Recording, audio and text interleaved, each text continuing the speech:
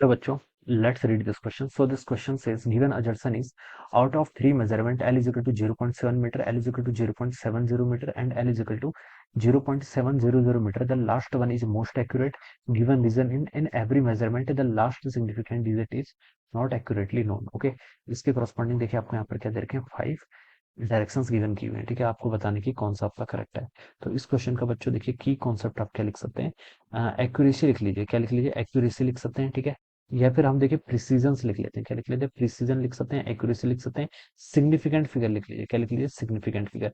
किसी भी देखिए हमें पता है कि अगर सिग्निफिकेंट फिगर्स, ठीक है, कोई नंबर में आपके जितने मोर the number of significant figure, हम बता सकते हैं वो डिजिट क्या होती है आपकी, उतनी ज्यादा एक्यूरेट होती है। ठीक है, तीन मेजरमेंट आपने किए हैं। ठीक है, पहले मेजर से देखिए आपकी लेंथ कितनी है, 0.7 मीटर के इक्वल है। ठीक है, दूसरा देखिए हमने इसको दूसरी किसी एक मीटर उसी दूसरी हमने मेजरमेंट आपका इंस्ट्रूमेंट यूज किया है, उससे आपकी रीडिंग 0.7 मीटर आई।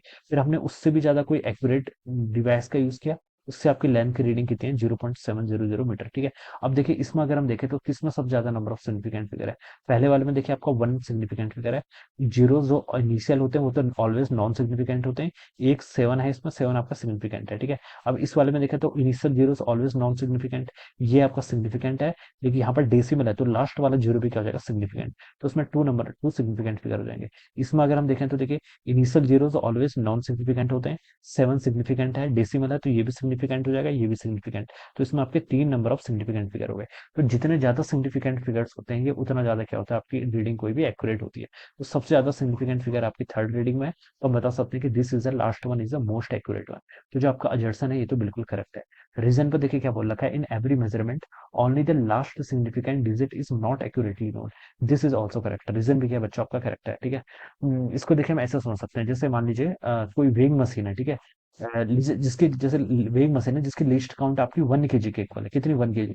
तो देखिए अगर कोई इसमें 50.1 kg का पर्सन भी खड़ा होगा, इसकी रीडिंग्स को भी कितना बचाएगा, 50 kg बताएगा, क्योंकि इसकी लीस्ट काउंट ही कितनी है, 1 kg के इक्वल है। ठीक है, इधर 49 बताएगा या फिर 50 बताएगा या फिर 51 बताएगा। ठीक है, अगर किसी पर्सन का वेट मान लीजिए 50.2 kg हो जाएगा। ठीक है, ये इसका वेट भी कितना बताएगा, इसका वेट भी 50 kg बताएगा, क्योंकि इसकी लीस्ट काउंट ही कितनी है, 1 kg के इक्वल है। ठीक है, इधर 49 बताएगा या फिर 51 बताएगा या फिर 50 बताएगा। ठीक है, ये नहीं बता सकता। ठीक है, पॉइंट के बाद जो हम बता सकते हैं, अगर इसकी लिस्ट काउंट 1 kg है तो ये ऐसे नहीं बता सकता। ठीक है, अगर हम इसको ऐसा समझ सकते हैं। ऑलराइट, तो जो आपकी लास्ट वाली डिजिट होती है देखिए, 50.2 की रीडिंग भी 50 kg बताएगा, 50.1 की रीडिंग भी 50 kg बताएगा, 50.3 की भी 50 बताएगा, 50.4 की भी 50 बताएगा, 50.5 की भी 50 बताएगा और 50.6 को 51 kg बताएगा। तो जो लास्ट वाली डिजिट है बच्चों ये क्या आपकी एक्यूरेटली नोन नहीं है।